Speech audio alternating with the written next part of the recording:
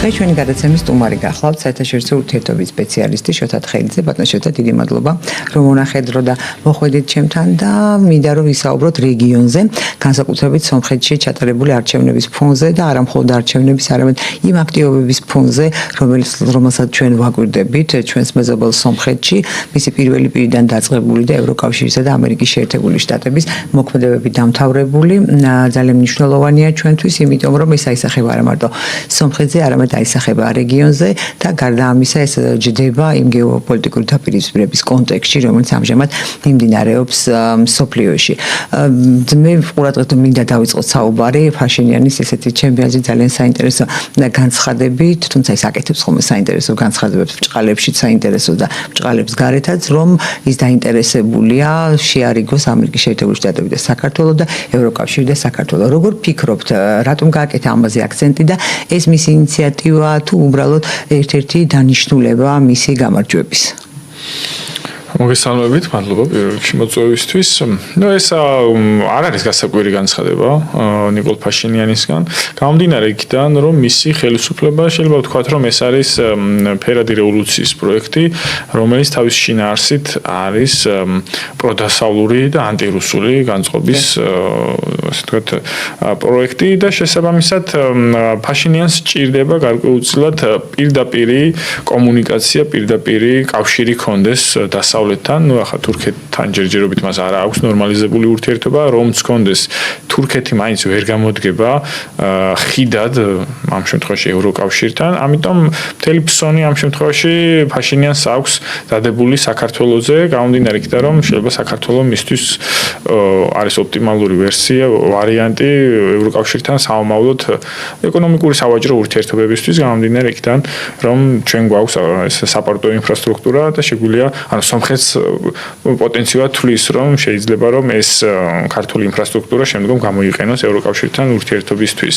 მთელი გათვლა ამაში მდგომარეობს და ის მოცემულობა, რაც ახლა დგას საქართველოსთვის, რომ მაგალითად გარკვეულ დაპირისპირებაშია საქართველოს ხელისუფლება, როგორც ბრიუსელთან და ნაწილობრივ შეერთებულ შტატებთან, ეს სტატუს-კვო ფაშინიანს არ არგებს, გამომდინარე იქიდან, რომ მთელი მისი ეს პროექტი, მისი ეს დიდი რაღაცა სახელმწიფო ტრანსფორმაციის პროექტი ფიზიკურად ვერ განხორციელდება, თუ კი აი საქართველო არ იქნა მასთან ერთად ტანდემში თუ არ იქნა. ნუ შეიძლება ვთქვათ, რომ თუ არ გაუძახით, შეიძლება მსგავსი მოვლენების განვითარება არ შედიოდა ნიკოლ ფაშინიანის გეგმებში, ანუ საქართველოს დასავლეთის დაპირისპირება და ეს არის ნუ უწილად მოულოდნელობა მისთვის და ნუ თვითონაც ახლა ნიკოლ ფაშინიანი ხვდება რომ შეიძლება ეს იყოს მისი ბოლო ვადა ხელისუფლებაში და მან უნდა მოასწროს აი შემდგომ 4-5 წელიწადში აი ამ პროექტის დასრულება, რაც იგულისხმება სომხეთის პროდასავლურ სახელმწიფოდ გადაქცევა და ნუ სანახევროდ ანტირუსულ სახელმწიფოდ ჩამოყალიბება. თუმცა გარდა ანტირუსულისა ბოლო პერიოდში სომხეთმა შეიძინა სხვა გეოპოლიტიკური ღირებულება დასავლეთისთვის, ეს არის ირანთან ირანთან დაპირისპირებაში, ირანის შეკავების საქმეში გარკვეული. იმიტომ რომ აზერბაიჯანთან არ გამოვიდა თუ აზერბაიჯანთან ერთად?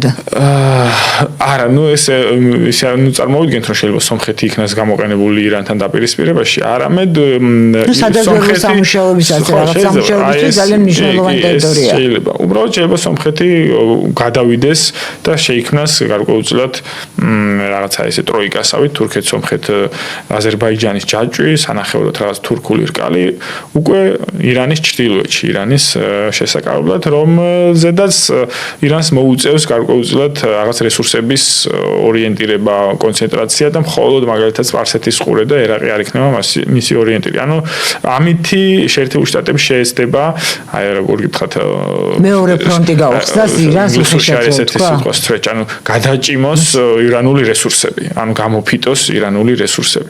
ამიტომ ამ მიმართულებით სომხეთი გარკვეულწილად იღებს, იძენს აი ამ მნიშვნელობას შეერთებული შტატებისთვის და ნუ ეს ზანგეზურის პროექტი შეიძლება ასეთად მოვიაზოთ. ზანგეზურის პროექტი შეიძლება მე ერთხელ ვახსენე, შეიძლება სულაც არ იყოს რაღაცა ეკონომიკური თანამშრომლობის ან სტაბილურობის რაღაცა პროექტი, არამედ ის უბრალოდ იყოს გარკვეულწილად ნაღმი საომავლო კონფლიქტისთვის, ხო? რომ თუ ეს პროექტი ასე ვთქვათ, დაიწყო განხორციელება, როგორც ახსენე, ირანს მოუწევს ყურადღების გადატანა და საკუთარი რაღაცა აქტივობების განხორციელება ამ პროექტის ან შესაჩერებლად, ან მისი ინტერესების სასარგებლოდ მისი შეცვლა. ეხლა არ ამგონია ზანგეზურის პროექტი რამენაირად ირანის ინტერესებში მოერგოს. ამიტომ უფრო შეიძლება ირანმა თუ დიპლომატიური და რაღაც პოლიტიკური წნეხი არა, შეიძლება სამხედრო რაღაცა წინააღმდეგობაც კი გასწიოს ამ პროექტის მიმართ. გამომდინარე იქიდან, რომ შარშან დადებულ ამ მემორანდუმში, რომელიც შეერთებულ შტატებში ვაშინგტონში გაფორმდა სომხეთსა და აზერბაიჯანს შორის, იქ ნათლად წერია, რომ ამ ზანგეზურის დერეფნის უსაფრთხოებას უზრუნველყოფს ამერიკული კერძო სამხედრო საკონტრაქტო დაჯგუფებები და ეხლა, როდესაც ცხელი ომის ფაზაშია შეერთებული შტატები ირანთან, ეხლა ძალიან რთულად წარმომიდგენია მის უშუალო საზღვარზე კიდევ რაღაცა სამხედრო ამერიკული სამხედროები განლაგდნენ. თან მით უმეტეს აბსოლუტურად უშუალო საზღვარია ეს ზანგეზურის დერეფანი, სულ რამდენიმე 10 მეტრში. არა თუ ასეულში, არამედ რამდენიმე 10 მეტრში არის ირანის საზღვრიდან. ხო, ნუ მე რაღაცა ესე წარმომიდგენია ეს ზანგეზურის დერეფანი, რომელიც არის ეს ირანის რესურსების გამოფიტვის საშუალება სამომავლოდ. და თქვენ ფიქრობთ, რომ აი ახსენეთ შესაძლოა, რომ სამხედრო რეაქციაც გქონდეს ირანს. დაახლოებით ისეთივე, როდესაც ამერიკის შეერთებული შტატების მოკავშირეებზე მიიტანა იერიში ახლო აღმოსავლეთში, არაბულ მონარქიებზე, ასევე ფიქრობთ, რომ შეიძლება გახდეს სამხედრო დაპირისპირების სამიზნე სომხეთი და მაშინ ვინ გამოესარჩლება სომხეთს, ესეც საინტერესოა. ნუ ეს არ უნდა წარმოვიდგინოთ როგორც ირან-სომხეთის დაპირისპირება, მე მესმის, მაგრამ ისევ როგორც არ იყო საუდის არაბეთისა და ირანის დაპირისპირება, მაგრამ ხო დაიბომბა ტერიტორია საუდის არაბეთის ეს ჯერჯერობით ამაზე საუბარი მაინც ჰიპოთეტურია, იმიტომ რომ ეს პროექტი უნდა განხორციელდეს, აქ არის რაღაც სარკინიგზო მონაკვეთები გასაყვანი, აქ შემდგომ არ ვიცი, შეიძლება თურქეთს მოუწევს რაღაცა დიპლომატიური აქტიურობა ირანთან მიმართებაში, რომ მაგალითად თეირანი დააჯეროს, რომ ეს არ იქნება რაღაც სამხედრო მიზნებისთვის გამოყენებული, თუმცა აი ეს ჩანაწერი ამერიკის შეერთებული შტატები ფლობს 74%-ს და თურქეთი თუ ეს არ შეიცვალა და სავარაუდოდ არ შეიცვლება, მაშინ თურქეთს გაუჭირდება, როგორც ასევე აზერბაიჯანს, რომ ირანი დაარწმუნოს, რომ ეს არ იქნება საფრთხის შემცველი მისი უსაფრთხოებისთვის. ამიტომ ხო, მე არ გამოურიცხავ, რომ თუ რაღაც აქტიურ ფაზაში შევიდა ეს ზანგეზურის დერეფნის მშენებლობა, იგივე სცენარი ვიხილოთ, რაც იყო მაგალითად სპარსეთის ყურის მონარქიებთან ირანის თავდასხმების გულისხმობ. მაგრამ ახლა თემა არის მეორე. ირან შეერთებული შტატების ომი გაგრძელდება თუ არა იქამდე, რომ ზანგეზურის დერეფანი განხორციელდეს. ეხლა თუ ირან შეერთებული შტატების ომი გაგრძელდა იქამდე ჰიპოთეტურად, რომ აქ ზანგეზურის დერეფანი გაიხსნა, ეს ნიშნავს გლობალურ ეკონომიკურ კოლაფსს. იმიტომ რომ ჩვენ შეიძლება ვისაუბროთ წლები, ხო? წლებზე აქ საუბარი და არა თვეებზე, ხო? შეიძლება ავღანეთში ხო იყო წლები? ავღანეთის ომის სხვა ფორმატის და სხვა შინაარსის ომი იყო, ეს სანახევროდ იყო, როგორ გითხრათ, საპატრულირებო ომი, სადაც შეერთებული შტატები იყო ერთ ადგილას ბაზირებული და რაღაცა ოპერაციებზე გადიოდა, პატრულირებდა არეალში, იქ რაღაც აქტიური სამხედრო შეტაკებები, რაღაცა იმ მასშტაბის, რომ ეს ყოფილიყო სისტემური კონფლიქტი, ასეთი არ ყოფილა. ირანი სისტემური ქვეყანაა, მას აქვს გაცილებით დიდი შესაძლებლობები შეერთებულ შტატებთან წინააღმდეგობის და მსგავსი ტიპის ომის გაგრძელება და მით უმეტეს იმ მოცემულობაში, რომ ჰორმუზის სრუტე არის დღეს გუშინ ჩაკეტა ირანმა ხელმეორედ სრულად ყველასთვის. ამ მოცემულობით რაღაცა გაგრძელდეს წლები ეს კონფლიქტი, ეს ნიშნავს ეკონომიკურ შოკებს, როგორც პატარა ქვეყნებისთვის, ასევე დიდი ქვეყნებისთვის. კონკრეტულად შეიძლება მოვიაზროთ თუნდაც ევროპა, თუნდაც სამხრეთ-აღმოსავლეთ აზია, რომლებიც დამოკიდებული იყვნენ სპარსეთის ყურის ენერგო რესურსებზე. ამიტომ ეხა მე საუბრობ მაინც ჰიპოთეტურად. არ ამგონია ეს ომი გაგრძელდეს იქამდე, სანამ ზანგეზურის პროექტი განხორციელდება. და რა გაძლევთ ამის საფუძვლებს? ისინი ასეთი დასკვნის გამოტანის საფუძველს, ისინი რომ მოილაპარაკებენ და ირანი დათმოს თავის ბირთვულ პროგრამას თუ მართლაც ამერიკის შეერთებული შტატების მიზანი მხოლოდ ის არის, რომ ირანს არ ქონდეს ბირთვული იარაღი და მეტი არაფერი? ირანს შეერთებული შტატების მიზანი რომ იყოს რომ ირანს არ ქონდეს ბირთვული იარაღი, ეს შეთანხმება აქამდე გაცილებით ადრე იქნებოდა მიღწეული და იყო კიდევაც ეს შეთანხმება დადებული ბირთვული შეთანხმება ბარაკ ობამას მიერ 2015 წელს, რომელიც შეთანხმების მიხედვითაც ირანი ზღუდავდა საკუთარ შესაძლებლობებს რომ ურანი გაემდიდრებინა მხოლოდ 3.6%-ით. შეგახსენებთ რომ ბირთვული იარაღის გასაკეთებლად საჭიროა ურანის 90%-ზე ან მეტით გამდიდრება. ამიტომ რეალურად ეს შეთანხმება იყო, როგორ გითხრათ, ირანის ბირთვულად გადაქცევის, ანუ არ გადაქცევის გარანტიები და როგორც ხედავთ იმის შემდგომ აღმოჩნდა ის რომ ეს არ არის თავი, ეს არის რაღაც საბაბი იმისა, რომ ეს კონფლიქტი აწარმოოს შეერთებულ შტატებმა. მთელი მიზანი აქ არის ისრაელის ინტერესები რეგიონში, რომლის მიზანია ირანი როგორც არათუ რეგიონული მოთამაშე დომინანტი სახელმწიფო, არამედ გლობალური მოთამაშის გამოთიშვა საერთაშორისო სისტემაში, რომელიც ორი საშუალებით შეიძლება განხორციელდეს, ანუ ეს ყბადაღებული ეგრეთ წოდებული რეჟიმ ჩეინჯით, სადაც შეიძლება ასე ვთქვათ ირანი გახდეს მარიონეტული სახელმწიფო შეერთებული შტატებისთვის, ან მეორე უბრალოდ ტერიტორიული დეზინტეგრაციით ირანის.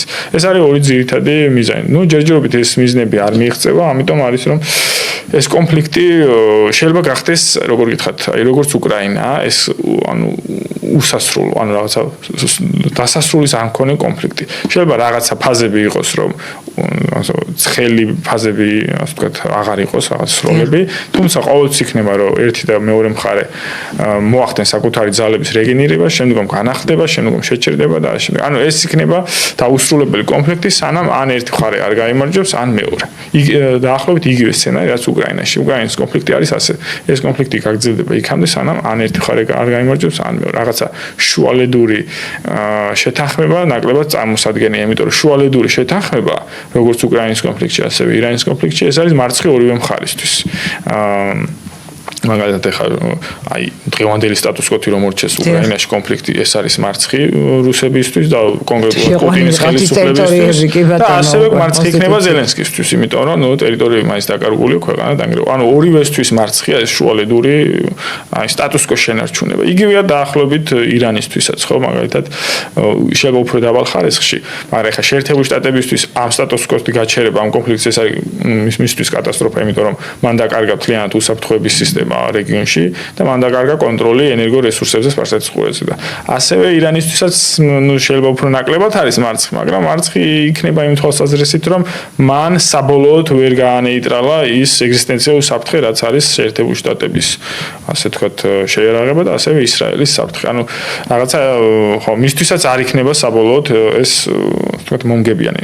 ხო, და რაღაცა ეს შეთანხმება და სამშვიდობო ხელმოწერა ეს პრაქტიკულად გამორიცხულია ამ კონფლიქტში, გამომდინარე იქიდან, რომ როგორც ვახსენე, დღეს რომ მოეწეროს ომის დასრულებას ხელი, ეს ნიშნავს იმას, რომ შეერთებულმა შტატებმა და ისრაელმა უნდა აღიაროს ირანი როგორც რეგიონის ერთ-ერთი წამყვანი ძალა, რომელსაც აქვს კონტროლი მსოფლიოს ენერგომოხმარების 25%-ზე და ეხლა ეს რამდენად წარმოგიდგენია თქვენ?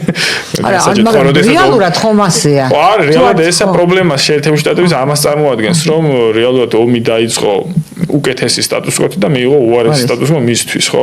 ხო გახსოვთ აი დონალდ ტრამპის ასე ვთქვათ ლექსიკა როგორი იყო და ტოტალური კაპიტულაცია, მე გავხდები აიათოლა, თავაზობენ და რაღაცა ესეთი რადიკალური განცხადებები, რომ მას ის უკვე თვლიდა, რომ მან მიზანს მიაღწია. ისრაელსაც არანაკლებიც ქონდა, თეირანი უნდა დაიწვას რაღაცას. ნუ გახსოვთ ალბათ, რომ ცივილიზაციას გავანადგურებ, ანუ ეს რაღაცა ნახევრად შლეგური განცხადებები, რომელიც არ შეესაბამება ხა. თუმცა ხო არის აი შლეგათ უნდა მოაჩვენო თავიო და შეიძლება აი ამ მიმართულებით მოქმედებენ პოლიტიკოსები. ხო, ნუ ეს ვერბალური ძალის დემონსტრირება არის დიპლომატიაში ერთ-ერთი მეთოდი, რომელსაც არათუ შეერთებული შტატები თავად ირანიც იყენებს.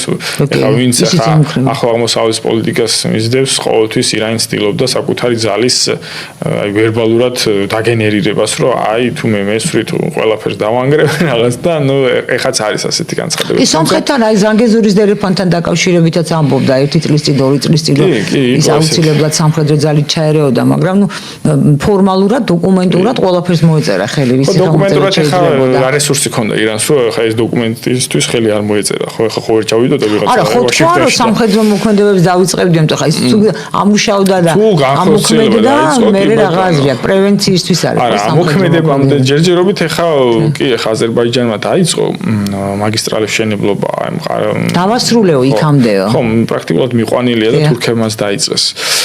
ნახოთ, თუ ანუ ეს ზანგეზურის დერეფანი განხორციელდება მხოლოდ ჩემი აზრით ორ შემთხვევაში.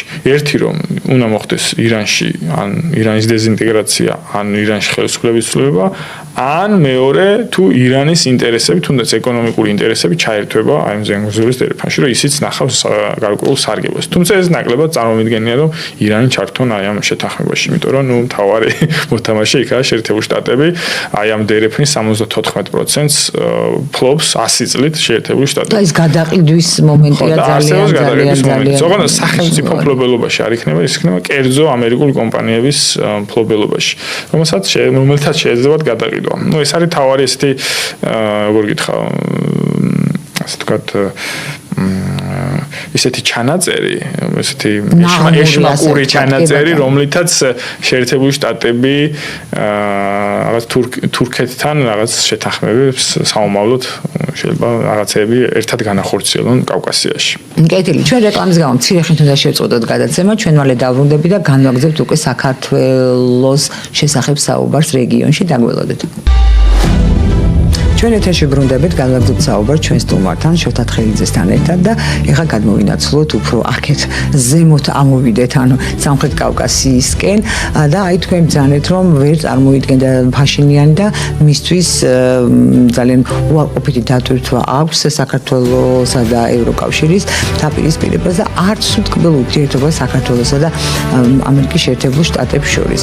მაგრამ თუ გავითვალისწინებთ, რომ ერთი მხრივ ტრამპი აცხადებს, რომ ააყვავებს ამერიკის შეერთებულ შტატებს სომხეთს, სამხრეთ კავკასიას, ახლო აღმოსავლეთს, საერთოდ თელ დედამიწას და მე ალბათ მასკის მეშვეობით მარსსაც, ხოლო მეორე მხრივ კი გავიხსენებთ, როგორ დიდ ამბებს უძღვნიან ევროკავშირის წარმომადგენლები, მისი ხელმძღვანელი რგოლის სომხეთს, რომ ეს არის ჰაბი რაღაც ევროპას, აზიას, ჩრდილოეთს, სამხრეთს, აი ეს ვამბობ, მე მგონი დიდი დათვის თანავარსკვლავედსა და იმის ნახტომს შორისაც და სადაც არის სამყაროს ცენტრი, გასაგებია რომ ისინი დაინტერესებული არიან სომხეთი. ამდენად თუ კი ფაშინიანისთვის ეს დისკომფორტია, მაშინ ევროკავშირი და ამერიკის შეერთებული შტატებისთვის ხომ დისკომფორტი უნდა იყოს საქართველოსთან ასეთი ურთიერთობა. ფაშინიანს თავისთავად ამის დალაგება ხო არ შეუძლია. ამის დალაგება შეუძლიათ მათ. რა იმალება მაშინ მათი ამ არც თუ დადებითი რბილად ვიტყვი, დამოკიდებულების მიღმა საქართველოსადმი. მე მგონი პასუხი მარტივია, ზოგადად დასავლეთ ან როგორ გითხრათ, დასავლურ ძალაუფლების ცენტრებს სჭირდებათ ტოტალური კონტროლი. მათ სჭირდებათ მათზე უპირობოდ დამორჩილებული ხელისუფლებები ან პერსონები და მათ არსურთ რაღაცა რისკის გაწევა სხვადასხვა ტიპის ხელისუფლებებს შეეჩვეონ და ანუ ისინი არ არიან შეჩვეულნი თანამშრომლობას სხვების ინტერესების გათვალისწინებით, რაც არ უნდა ხა ესე ხმამაღლა ჟღერდეს. მათ ისინი არიან შეჩვეული ისეთ დიპლომატია, სადაც მხოლოდ მათი ინტერესი არის დაცული. ანუ მეორე მხარეს თუ აქვს რაღაცა ინტერესი, ეს არის მათთვის პრაქტიკულად უმნიშვნელო.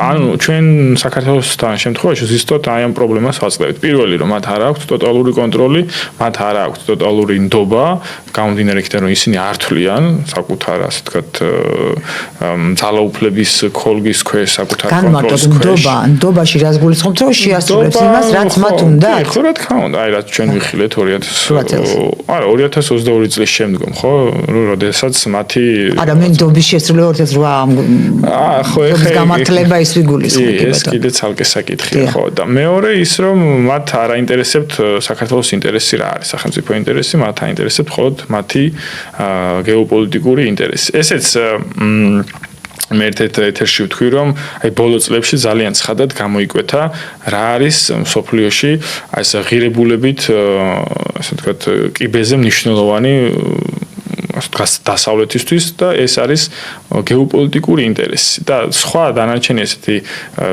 ეს ყბადაღებული ღირებულებები, რასაც ჩვენ ვისმენთ 200 წლეულად თუ მეტი არა, რაღაცა დემოკრატია, ადამიანის უფლებები, არჩევნები, მედია თავისუფლება, მსგავსი ტიპის ღირებულებები ყოველთვის მეორე და მესამე პლანზე გადადის, როდესაც პრიორიტეტული ხდება გეოპოლიტიკური ინტერესი. ეს ნათლად ჩანს აი ბოლო წლების მაგალითზე. იგივე სომხეთის არჩევნების მაგალითზე, ხო?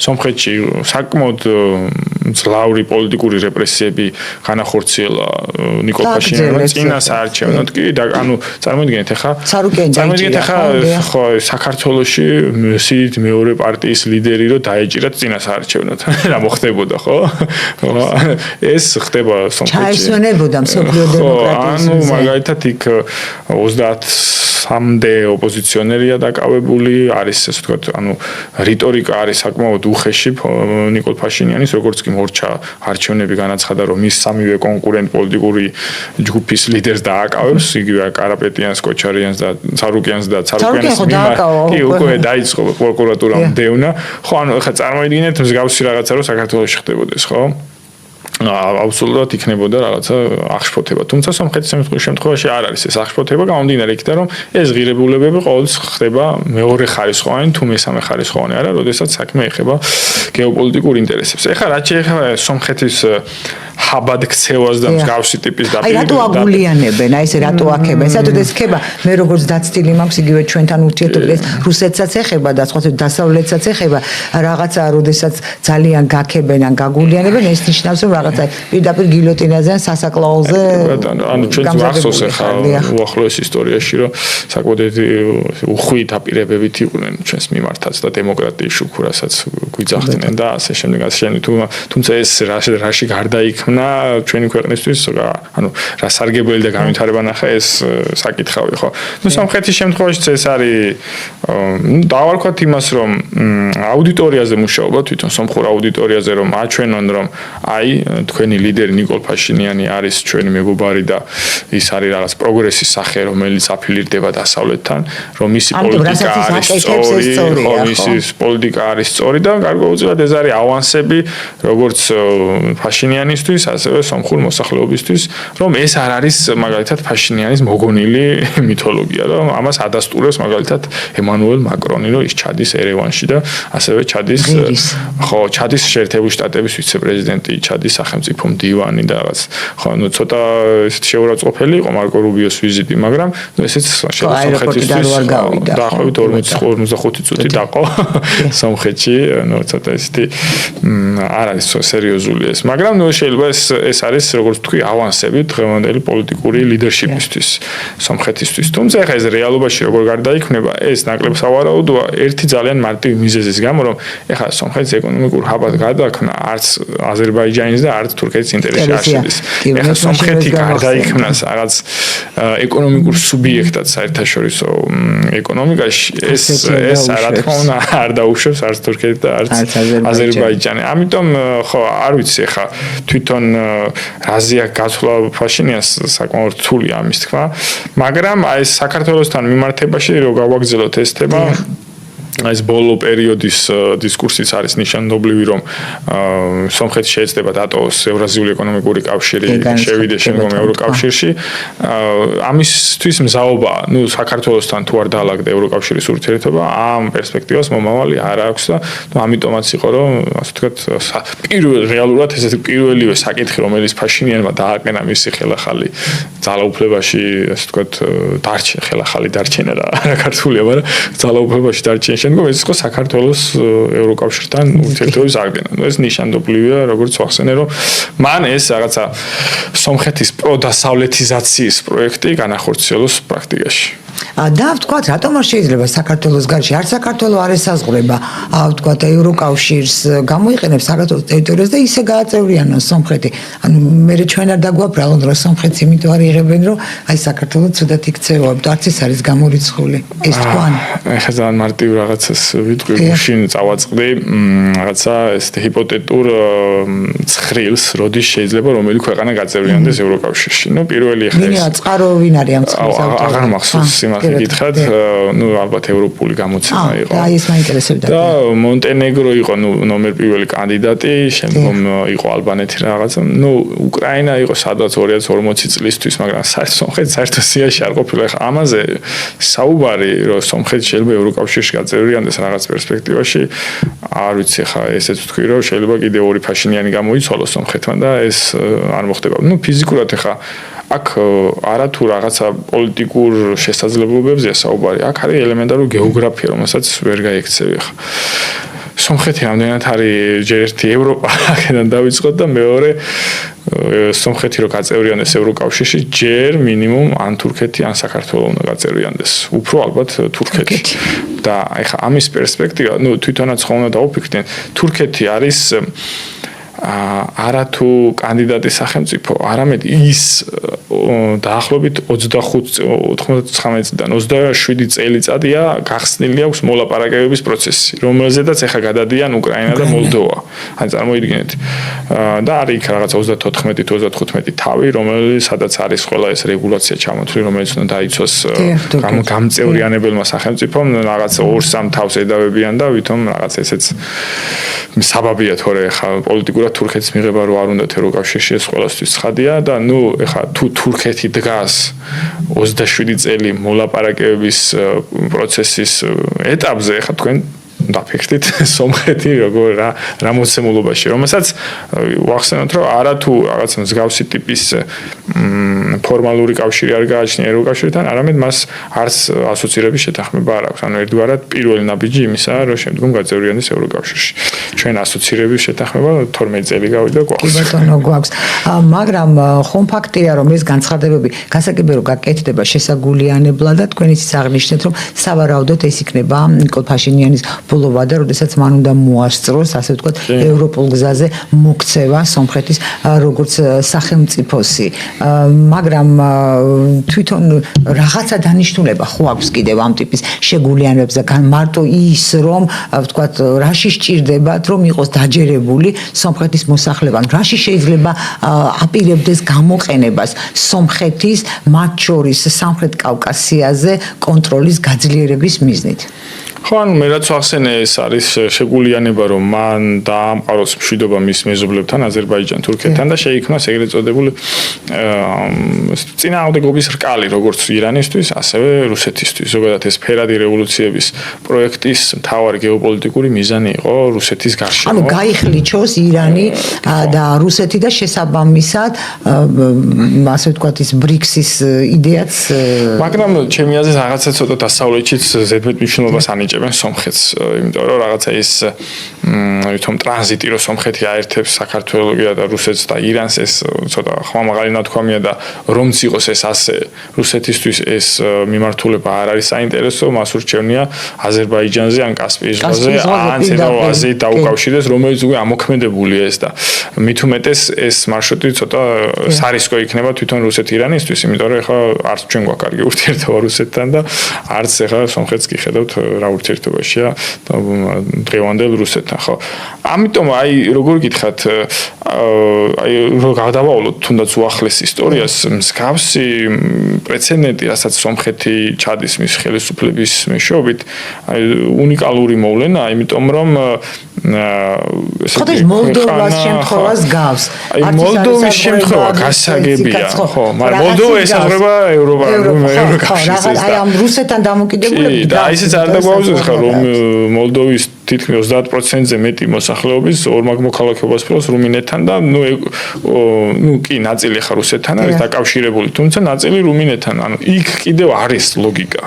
ხო, ნუ რაღაც ენა აკავშირებს რუმინეთთან, ახლა კულტურა აკავშირებს იგივე რაღაცა ესაზღვრება ფიზიკურად შავი ზღვის, ნუ უშუალოდ არ გადის, მაგრამ მაინც დინარის საშუალებით გადის მოლდოვა. ნუ იქ ლოგიკა არის და ეხლა სომხეთის შემთხვევაში ეს ლოგიკა არ არის, იმიტომ რომ რაღაცა ქვეყანა ყველა პარამეტრით არის ქვეყნის არსებობა და განვითარება არის ჩამოკიდებული რუსეთზე. თითქმის ყველა პარამეტრით იქნება ეს ვაჭრობა, ეკონომიკა, კულტურა, უსაფრთხოება და ასე შემდეგ.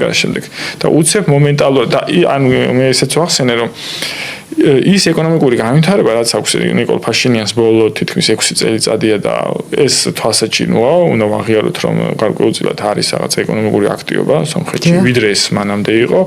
ეს ეკონომიკური აქტივობა მიიღწა ისევ რუსეთთან ურთიერთობით. ეხლა სხვასთან ვაჭრობა სომხეთს არ დაუწყია. იქ ომში, აქეთ ომშია, ჩვენთან ეხლა არ ვიცი ეხლა რამხელა ბაზარია საქართველოს სომხეთისთვის რომ რაღაცა ეს ყოფილიყო ნიშანდობლივი. ის ეკონომიკური ზრდა, რაც დააფიქსირა მაგალითად 2022 წელს, როცა უკრაინაში ომი დაიწყო, 12%-ზე მეტი ზრდა ქონდა სომხეთს, ეს ზრდა მიიღწა რუსეთთან ვაჭრობით.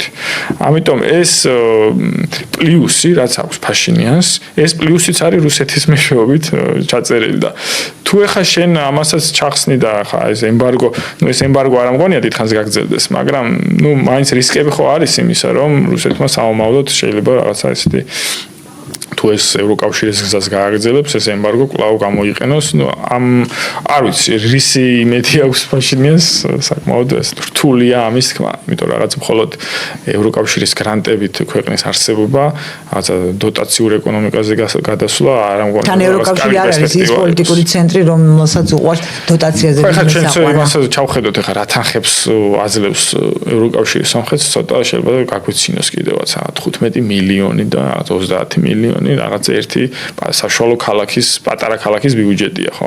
არ ვიცი ხა. ამაზე არ ვიცი, უფრო მე რაღაცა მე თავიდანაც ვამბობდი, ფაშინიანის მიზანი არის საკუთარი ელიტა გადაარჩინოს, რომელსაც სხვა შემოსავალი არ აქვს, იმიტომ რომ მთლიანად ბიზნეს სექტორი და ოლიგარხატი რუსეთზე არის მიბმული სომხეთში. ანუ არსებობს იქით ძალა და აქეთ არ არის ფინანსები, ანუ მის რევოლუციურ პოლიტიკურ ჯგუფს არ აქვს ფინანსები, გარდა იმისა, რომ დასავლეთიდან მიიღოს რაღაცა დაფინანსება. ეგეთი რაღაცა ახსნა მაქვს მე მატერიალისტური. კეთილი.